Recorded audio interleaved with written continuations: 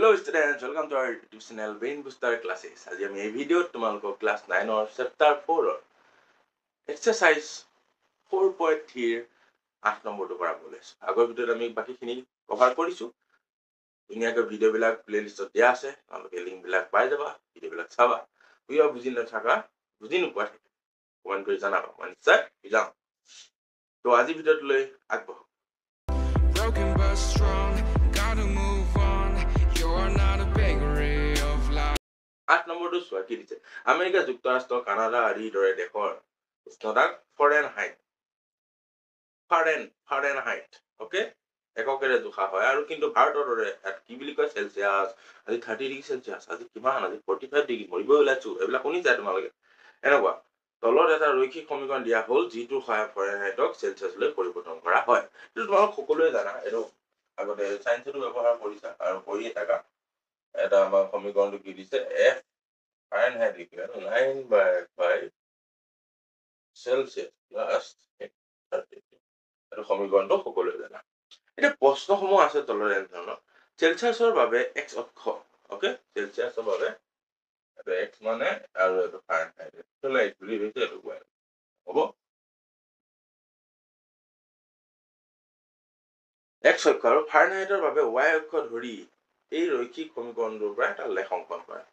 এটা মেইন কথাটো হ'ল কি লেখ অংকন কৰিবলৈ আমাৰ সমীকৰণটো দিয়া আছে ৰৈখিক সমীকৰণটো ৰৈখিক সমীকৰণ লেখ অংকন কৰিবলৈ আমি কি উলিয়াব লাগিব পইণ্ট উলিয়াব লাগিব x আৰু y কিন্তু আমাক ইয়াত কি বুলি ধৰিছে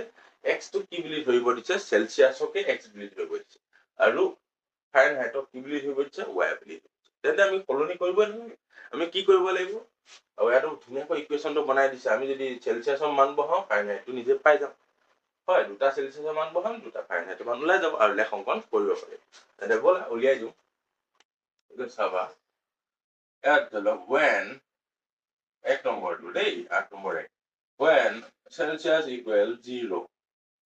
তেন্তে কি হ'ব f equal 9/5 into Celsius কিমান 0 plus 32 f equal এটো 9/5 into 0 কৰিলে 0 হৈ যাব plus কি হ'ব 32 হ'ব ফাৰেনহাইট কিমান ওলাল এটো 0 বহালে ফাৰেনহাইট 32 আৰু এটা কৈছা when Celsius equal 5 okay 5 হলে f equal 9/5 into 5 plus 32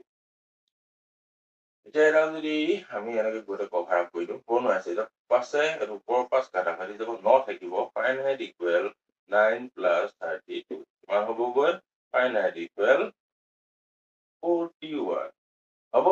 যদি সেলসিয়াছ 5 বহাও ফাৰেনহাইট কিমান 41 এটা তোমালোকে ধুনীয়াকৈ লেখ অংকন কৰিবা লেখ অংকন কৰি এই মানবিলাক বহাই দিবা ঠিক আছে বহাই দি ধুনীয়াকৈ লেখডাল পাই যাবা এইখিনি মই ইয়াত আঁকি নাথাকো তোমালোকে এটা 0 আছে x অক্ষৰ এটা বহাব y অক্ষৰ এটা বহাব ধুনীয়া গ্ৰাফডাল পাই যাবা গ্ৰাফডাল অংকন কৰিবা এন্তে কি হ'বগৈ এক নম্বৰটো শেষ হ'ব ধুনীয়া অংক সমীকৰণ দিয়াই আছে পঢ়িতে উলিয়াব লাগে তেনে বল আমি এটা কৰো 2 নম্বৰ 2 নম্বৰটো দিছে চোৱা যদি উষ্ণতা 30 ডিগ্ৰী সেলসিয়াছ হয় তেন্তে এই উষ্ণতা ফাৰেনহাইটত কিমান বুলি কৈছে আমি এই ইকুৱেশ্যনটো প্ৰতিটোতে ব্যৱহাৰ হৈ থাকিব 9/5 c plus 30 এটা কৈছে সেলসিয়াছ কিমান দিছে উষ্ণতা সেলসিয়াছত দিয়া আছে 30 ডিগ্ৰী সেলসিয়াছ মানে আমাক কৈছে সেলসিয়াছৰ মানটো দিয়া হৈ আছে সুধিছে ফাৰেনহাইট কিমান ওলাব সিম্পল কথা according to the question Celsius equal 30 degree এটা ফাৰেনহাইটত বহাই দিম f equal 9/5 so 30 plus 30 f equal 9/5 into 30 plus 32 এটা সব পাশেৰে 30 কেবা যাব 6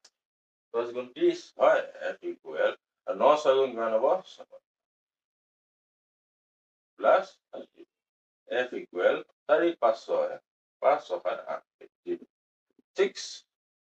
डिग्री फारेनहाइट हो जाओ बोला धुनेके 2 नंबर दो वेरी गुड क्वेश्चन मजा आने वाली क्वेश्चन में से एक अब धुनिया 3 नंबर दो सोआ যদি উষ্ণতা 95 ডিগ্ৰী ফাৰেনহাইট তেন্তে ই উষ্ণতা সেলসিয়াছত কিমান 3 নম্বৰটো আৰু ধুনিয়া আমাৰ ইকুৱেশ্যনটো কি দিয়া আছিল 9/5 c plus 30 এটা কি কৈছে এভেৰিটা কুৱেশ্যন ফাৰেনহাইট ইকুৱেল কিমান দিছে 95 ডিগ্ৰী হয় এইটো মান মানে ইয়াত বহাব দিছে বহাই দিম 95 equal 9/5 into c plus 30 32 টো সাইড ৰোটেশন কৰি দিছো গোটেই হোল সাইড ৰোটেশন কৰি দিছো হোল কোনো ডিফাৰেন্স নাই এইটো সাইড প্লান লৈ এইটো সাইড এতিয়া চোৱা 9/5 c 32 প্লাছত আছে ওৱান চিনক ইটো উল্টা সাইডে লৈ গলে 32 কিমান হ'বগৈ 9/5 well 95 আর 30 তো পাছৰ পৰা 2 গ'ল 3 আৰু 9 পৰা 3 গ'লে 63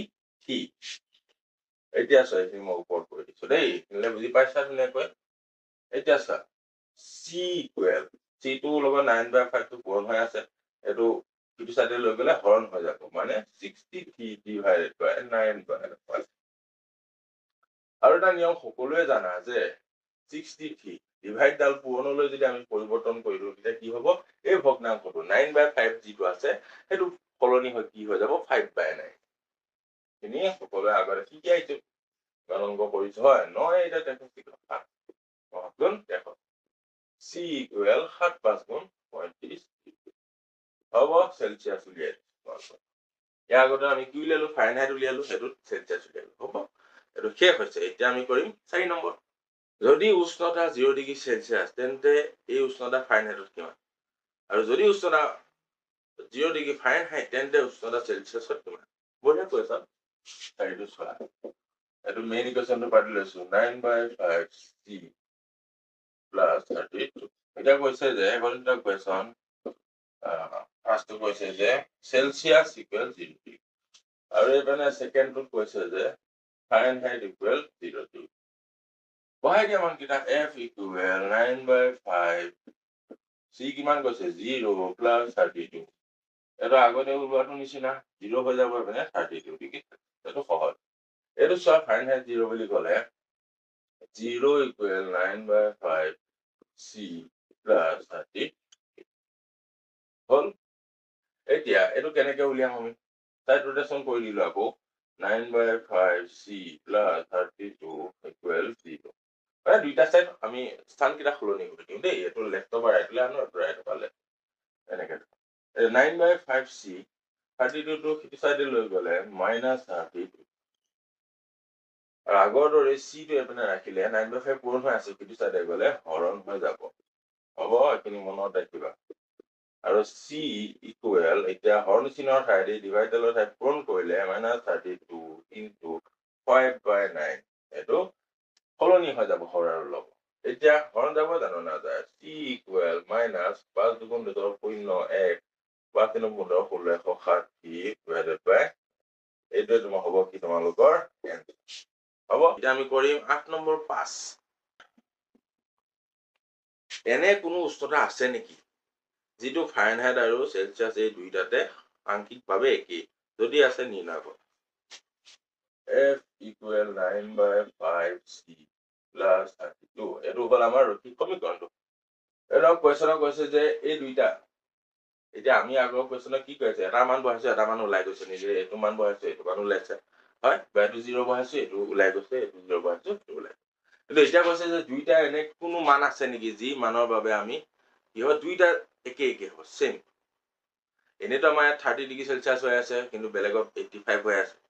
কিন্তু কিবা এনেকুৱা সিচুৱেশন আছে নেকি যে ইয়াতো যদি 40 হৈ আছে তাতো 40 আৰু যদি তাত যদি 30 হৈ আছে আমাৰ ইয়াতো 30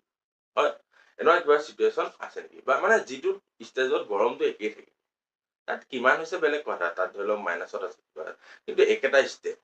হ'ব একেটা ষ্টেজত কিমান হ'ব যে ইয়াতো একেই গৰম তাতো একেই গৰম তেতিয়া আমাৰ ইয়াত সেলসিয়াসত কিমান হ'ব আৰু তাত ফাৰেনহাইটত কিমান হ'ব সেইটো সুধিছে গৰমটো একেই এইটো সেলসিয়াস আৰু ফাৰেনহাইট ডিফাৰেন্স থাকিব কিন্তু একেই গৰম সেইটো উলিয়াম আমি এতিয়া উলিয়াব দিছে যেতিয়া আমি দুইটা একেই হিচাপে ধৰি লোৱা ভাল হ'ব নহবা এইটো বেলেগ হৈ আছে এইটো বেলেগ হৈ আছে হয় তো দুইটা একেই হিচাপে ধৰি লওঁ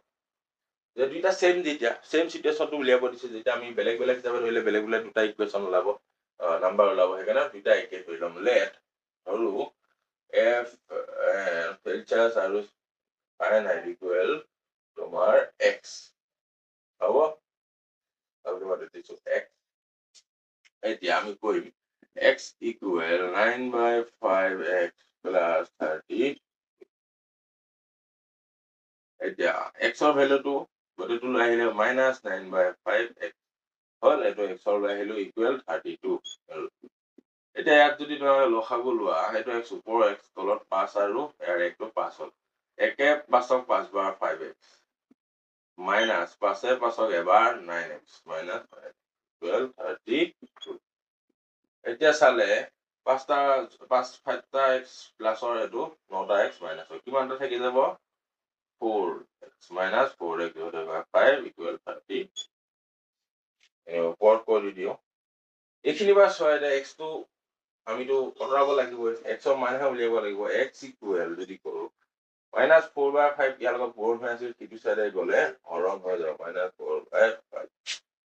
x equal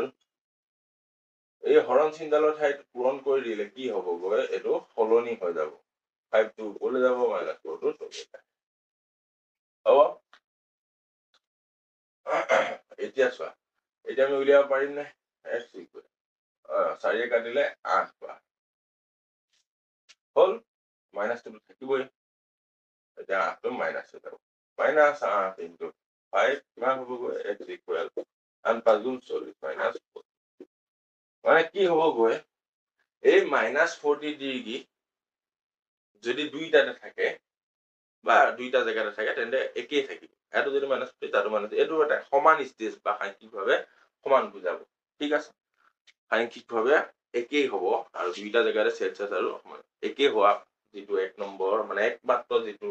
মান আছে দুইটা সাইডে একেই দেখুৱা এটো হল -40 ভালকে চাই লও একো নাই সিম্পল তোমালোকে দুইটা x বুলি ধৰি লবা ওলাই যাব দুইটা আমি x বুলি কিয় ধৰিছো যে দুইটা সমান হলে দুইটা সমান কৰিব দিছে আমাক দুইটা ক'ত সমান বুলি কৈছে কাৰণে সমান বুলি ধৰি পেলাই এই দুটা সমান হ'ল এনেকৈ বুলি আছে ঠিক আছে তো আজিলৈ ভিডিওটো ইমানতে সামৰিছো ইয়াত শেষ হ'ল তোমালোক 8 নম্বৰ পাছলৈ কৰালো এই অনুশীলনটো ইমানতে শেষ হ'ল তো এনি ডাউট তোমালোকে মোক সুধিব পাৰা তো আজিলৈ ভিডিওটো ইমানতে সামৰিছো নেক্সট ভিডিওত লগ পাম এতিয়ালৈ থ্যাংক ইউ সো মাচ